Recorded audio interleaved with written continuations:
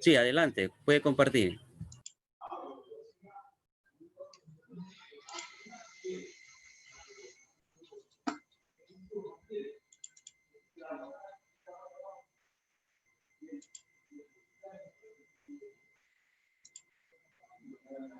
Buenas tardes a todos.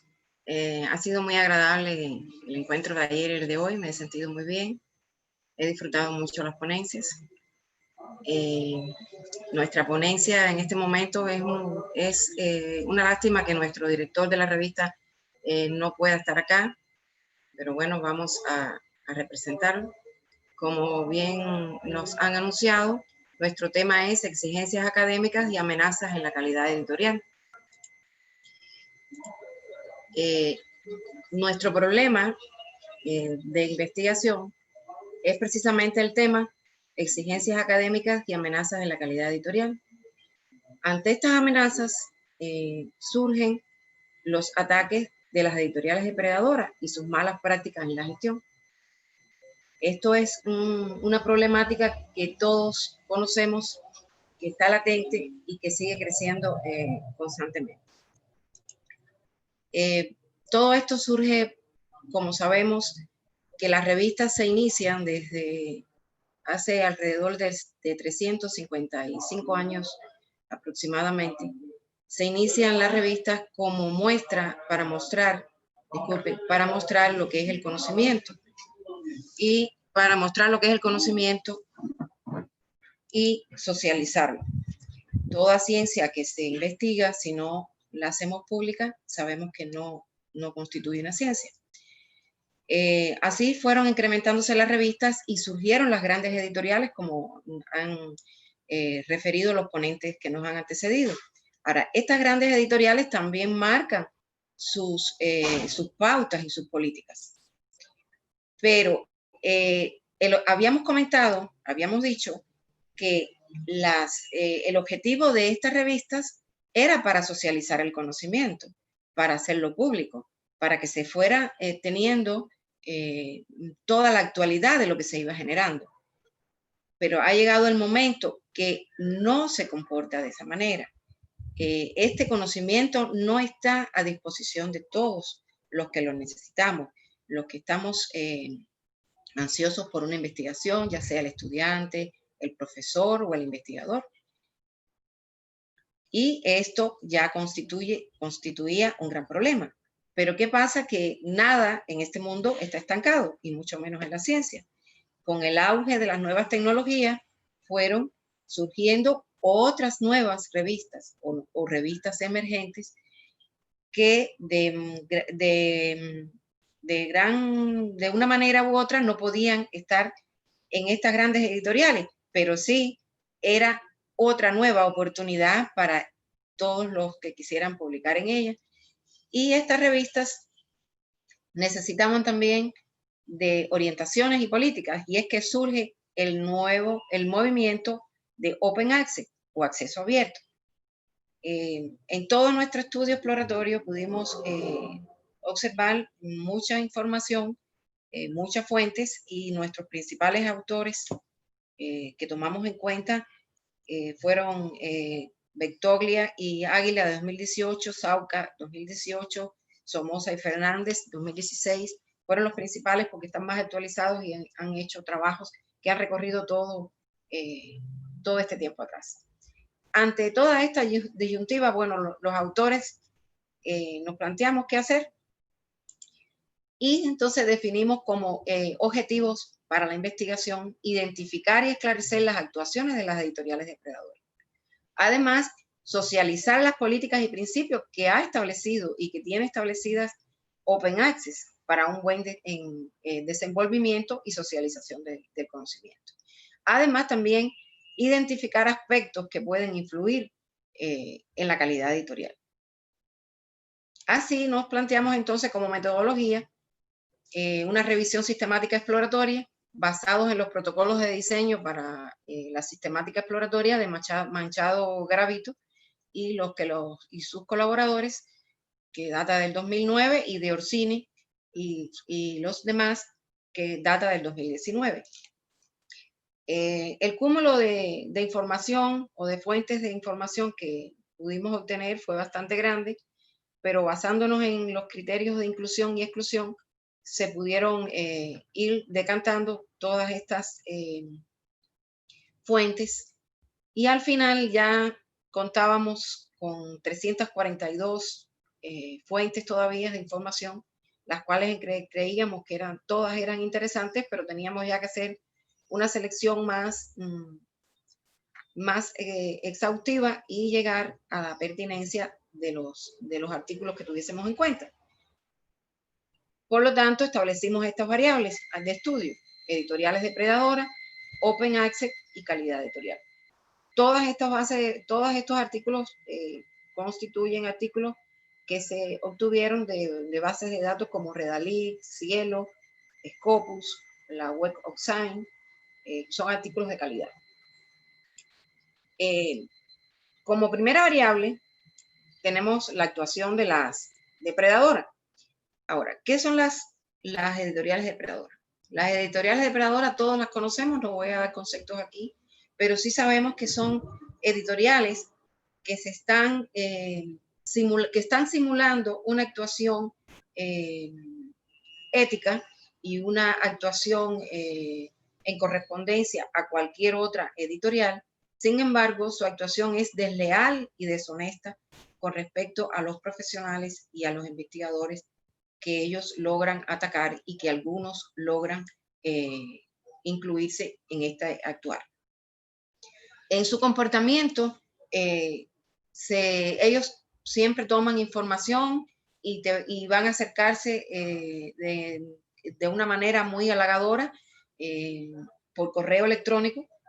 En sus principales características tenemos que los correos electrónicos no tienen un dominio que se corresponda con las revistas como tal.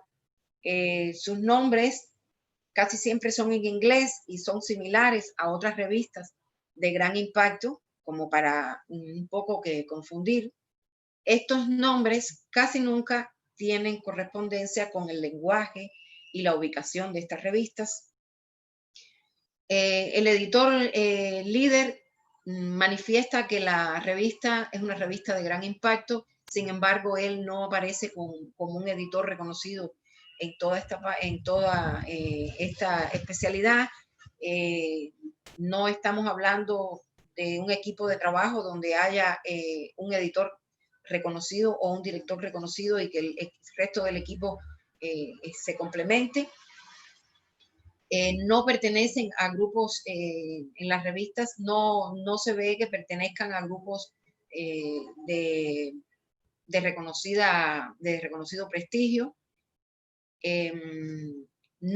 Estas editoriales no nos han llegado porque tengan alguna relación con colegas nuestros. Cuando se muestran, no voy a ir leyendo porque son bastantes, les estoy diciendo, aquí sí les va a quedar en la exposición, pero no las voy a leer. Cuando ellos muestran, dicen tener mucha experiencia de muchos años y ser multidisciplinaria. Por eso es que las revistas, cuando tienen carácter multidisciplinario, se les está haciendo un poco de rechazo y es un poco cuestionable, porque es algo que utilizan las depredadoras. Pero es muy fácil demostrar que estas revistas no son realmente revistas ciertas, porque manifiestan tener, por ejemplo, muchos archivos que llevan muchos años en el proceso editorial. Sin embargo, cuando puedes llegar a la URL, puedes comprobar que no es cierto. Ahí se puede ver en muchas ocasiones, a lo máximo se pueden ver 4 años de labor editorial, y en ocasiones plantean que tienen una edición continua. Eso lo vi recientemente. Y cuando vas a la URL, es una edición semestral, son 2 ediciones al año, pero estas ediciones, para más asombro de uno, una edición tiene 3 artículos, un primer número que abarca un semestre tiene 3 artículos, el otro número tiene 5 artículos, y así no guarda una periodicidad ni un esquema formal que repita y que trabaje organizadamente. Otras características, por ejemplo, cuando habla de la licencia que utiliza el Creative Commons, cuando tratamos de darle clic al Creative Commons para que nos lleve a la página original, no nos lleva a la página original. Cuando descubrimos las indexaciones, que muchas veces dicen estar en Scopus, en la Web of Science, que están en Latindex, que están en DOAX, no logramos, al cliquear sobre los logos, no logramos llegar a esa base de datos, pero aún buscando con mayor certeza, vamos a los directorios de DOAC y de Latindex y colocamos el ISSN o el nombre de la revista y nos arroja que no tienen resultados esa búsqueda. Todo esto nos indica entonces que no son editoriales de un trabajo científico y de años de labor. También no tiene claridad al decir, no se habla con claridad ni aparece nada en su URL de cuál es el costo de esta publicación. Lo otro de que hablan es que garantizan una revisión muy rápida. Usted puede enviarle hoy y a los 7 días ya tiene publicado su artículo. Entonces, esto nos está demostrando que o no tienen mucho trabajo o no va a haber tal revisión o va a haber una simulación de esta revisión. Pero usted tiene de todas maneras que en el envío estar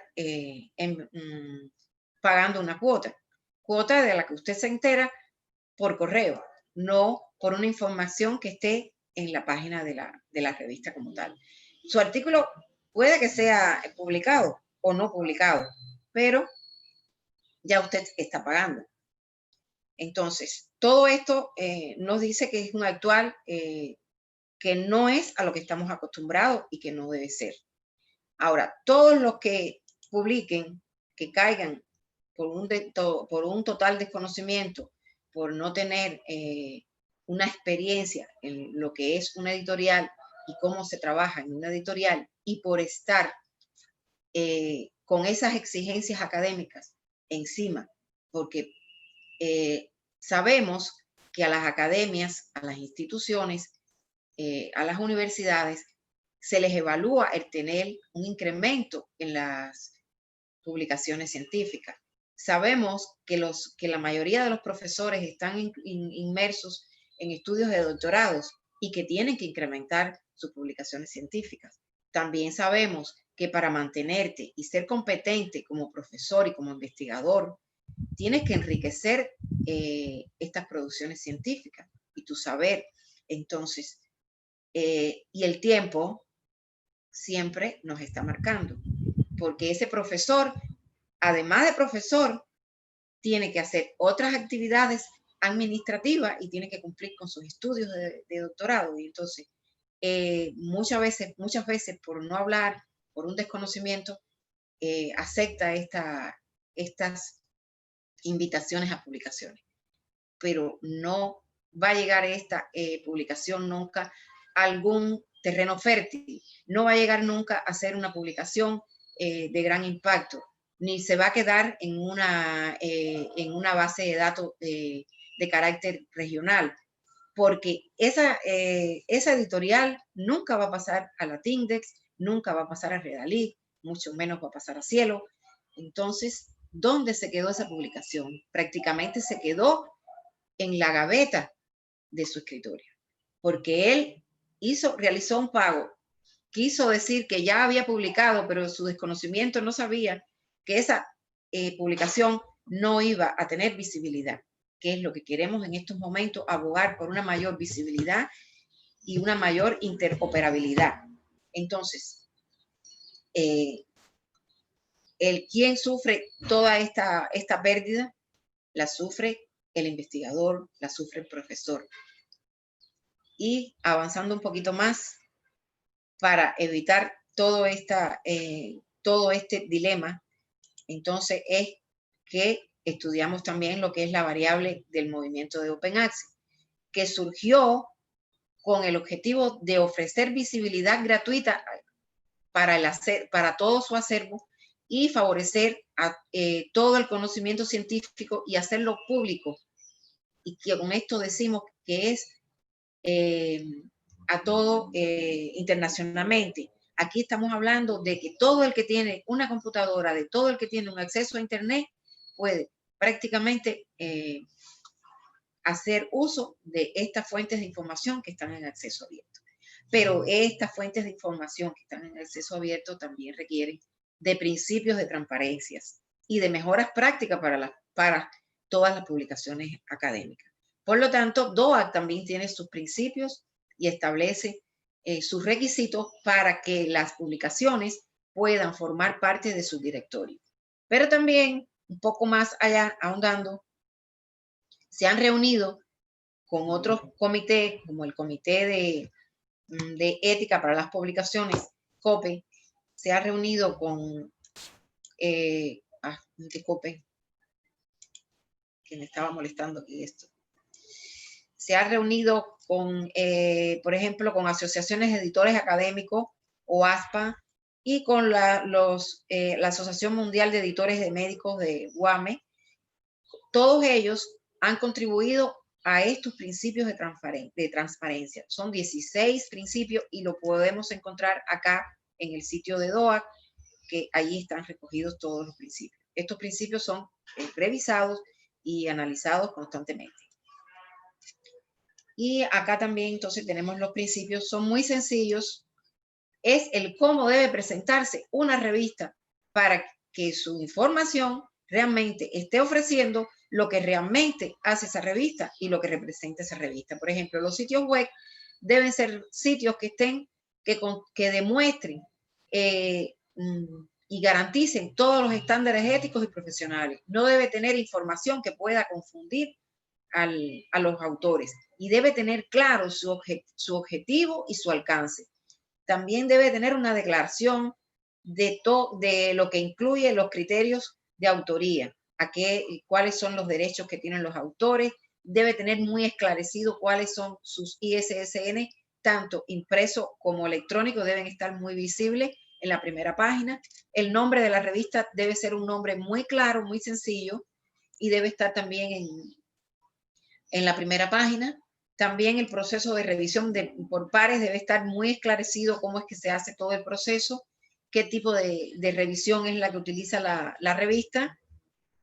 De igual manera, de quién es propiedad esa revista tiene que estar muy esclarecida, tiene que estar la dirección de la revista, tienen que estar todos los datos de contacto, quién es el órgano rector de esa revista, los cuerpos directivos que atienden a la revista, como han hablado los que nos han antecedido con anterioridad, en el caso de Andrea, que nos explicó muy detalladamente, el cuerpo del comité editorial debe tener una variedad y debe tener variedad en cuanto a la cantidad de los tipos de universidades que la constituyen y de los países que están incluidos.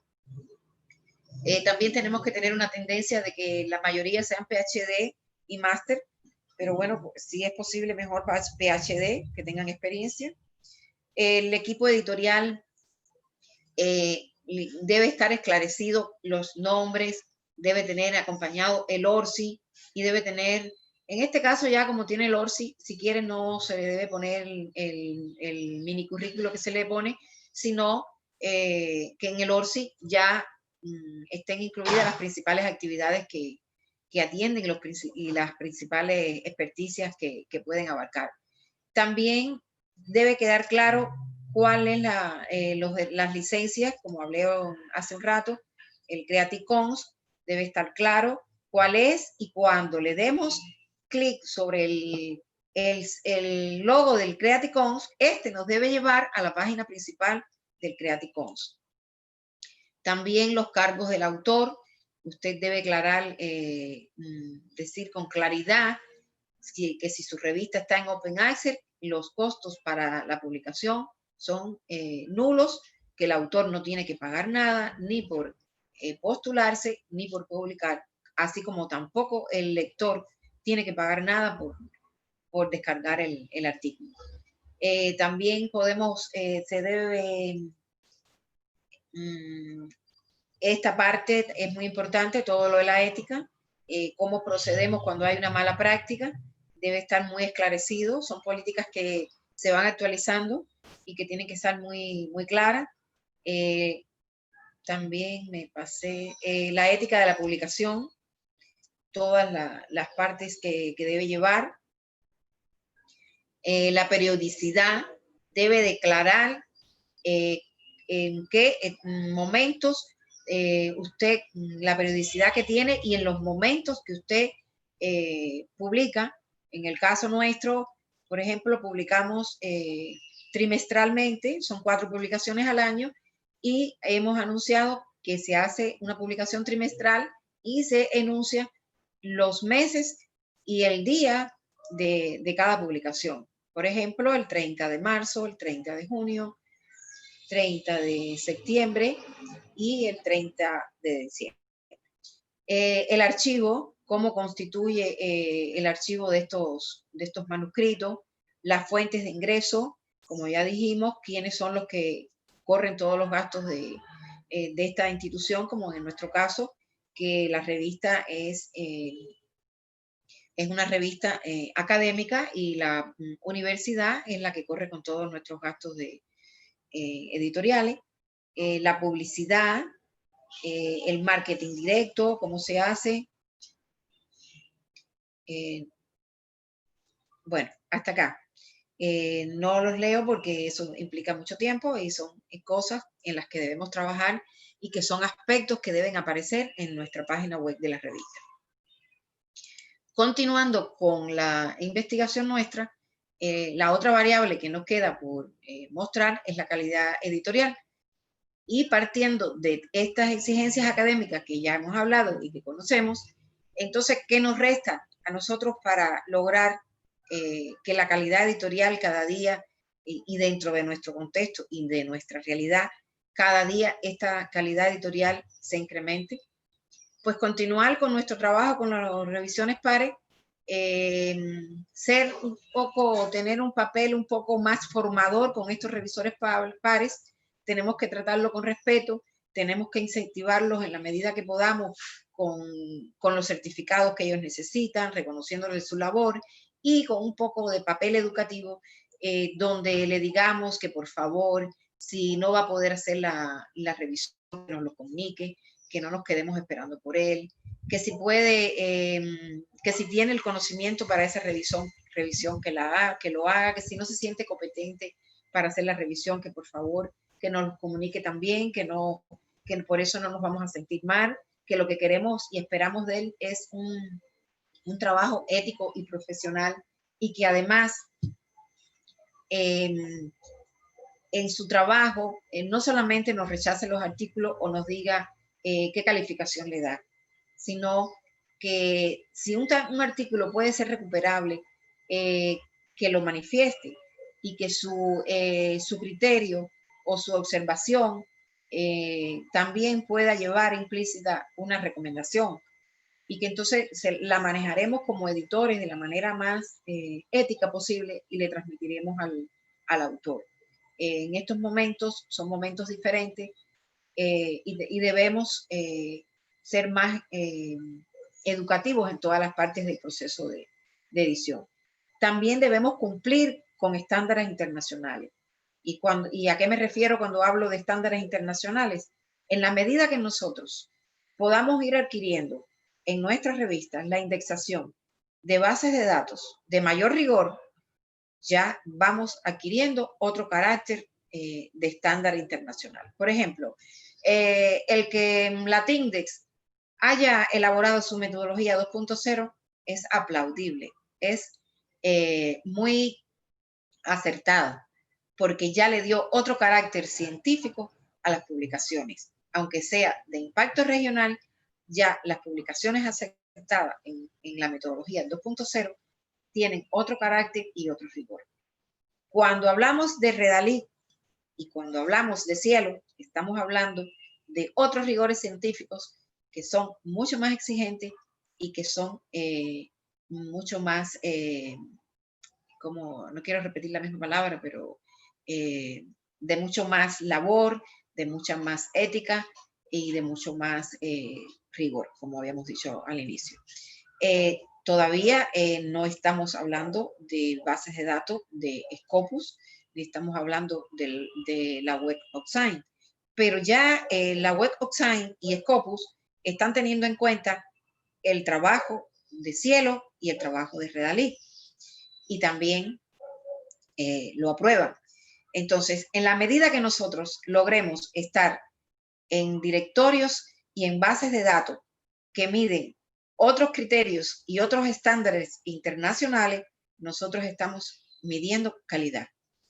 Igualmente, el editor también tiene que exigir desde, como decía la ponente Emma, también tiene que exigir la calidad final del artículo, donde conjugan muchos actores, donde conjugan muchos conocimientos, muchas especialidades, y a veces es un poco difícil llevarlo en muy pocas personas cuando se está trabajando en equipos reducidos, pero bueno, hay que abogar por esa calidad.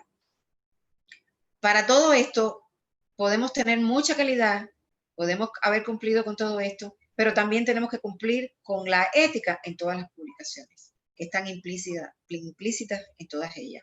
¿Cómo cumplimos con esta ética en las publicaciones? Solamente podemos cumplirla si el editor, desde sus funciones, exige por unas correctas referencias donde se haga énfasis en los datos originales de esas fuentes, en lo que debe verdad, en lo que realmente deben llevar esas fuentes. Deben respetar lo que el Google académico o las bases de datos de Web of Science o de Scopus le estén dando como referencia. Redalí a todos sus artículos dice, se puede citar como o debe citar como, y usted debe respetar esas citas porque son personas que ya han trabajado, que tienen conocimiento y que están diciendo cómo debe referenciar ese artículo. Y usted con ética debe reconocer esa referencia. Pero además, cada vez que tome un trabajo, un estudio, una investigación y la lea y la incorpore a su estudio, ya sea como cita o como parafraseo, usted debe respetar a esos autores que le dieron posibilidades de usted expresarse de esa manera. Entonces, de esta manera, estamos garantizando y acorralando un poco más lo que es la calidad editorial y respetando la ética. Y volvemos otra vez al papel formador y educativo. Nosotros no somos docentes, pero sí estamos dentro de una academia y debemos formar a todo el que tenga algún desconocimiento y se acerque para que podamos ayudarlos en ese desconocimiento que tengan y podamos lograr artículos de calidad. Y que por lo menos los autores, si no logran publicar, por lo menos se lleven el conocimiento de cómo debían verlo realizado. Para eso, ya terminando, concluyendo nuestro trabajo, como todo redunda ante la amenaza que tenemos, nosotros debemos entonces establecer una lista de chequeo o una guía que la hemos trasladado acá. No se creó totalmente por nosotros la adaptamos. Fue una guía tomada de Bertoglia y Aglia de 2018 y adaptada por nosotros. Incrementamos algunas cositas donde, por ejemplo, acá, a ver, ¿quién es el editor? Debemos fijarnos, ir a la página web de la revista y fijarnos en quién es el editor de esa revista, qué tan reconocido es ese editor, cuál es la evidencia que muestra. También tenemos preguntas como cuál es el procedimiento de la revista para asegurar la calidad de contenido. Y bueno, aquí tenemos en qué debemos fijarnos y la alerta al lado. También la revista tiene buenas prácticas de publicación, está en estos comités de éticas. Si no aparecen, si no los tiene, no es procedente. cuáles son las bases de datos en las que está indexada, como les hablaba. Si esto no sucede, entonces imagínense, no es real lo que está ofreciendo esa revista. Bueno, aquí así podemos ir recorriendo todo esto y podemos demostrar que no es una revista real. Ahora, podemos tener toda esta información, todas estas guías, todo este conocimiento, pero ¿qué nos está faltando? Nos está faltando socializarlo. Es importante que en las academias, que en todos los institutos donde tengamos autores jóvenes y donde estemos inmersos en tanto trabajo, se socialice todas estas amenazas que están ocurriendo o que pueden ocurrir con las depredadoras. ¿Por qué es importante? Porque el autor es el mayor perjudicado, como habíamos hablado anteriormente, pero no solamente se perjudica el autor, se perjudica la institución, porque el autor invirtió tiempo, dinero, estudio, depositó una investigación en una depredadora que al final nunca va a tener éxito y que la universidad no puede reportar esa investigación como una publicación o como dentro de sus producciones científicas, porque eso la desvalora, la descategoriza, no es recomendable. Entonces, una vez más, nosotros como editores, ¿qué debemos hacer? Debemos buscar en las referencias, en el análisis de las referencias de los artículos que se van a publicar, las posibles referencias de autores que estén, que la fuente sea de publicaciones depredadoras. A mí se me ha dado el caso. Y ante la duda, le he dicho a los autores, estas referencias las debes eliminar. Me está dando como que es una revista depredadora y no puedo caer en ese círculo vicioso. Y los autores han entendido, la han eliminado y felizmente entonces hemos eliminado ese aspecto negativo. Como conclusiones tenemos que, bueno, que la institución académica debe responsabilizarse y socializar toda la información pertinente del actuar de las depredadoras para evitar el desconocimiento por parte de los autores, como ya le había dicho. Dado que el autor constituye el eslabón principal de estas malas prácticas y a partir de él se crea el conflicto sobre el que recae el mayor impacto del descrédito.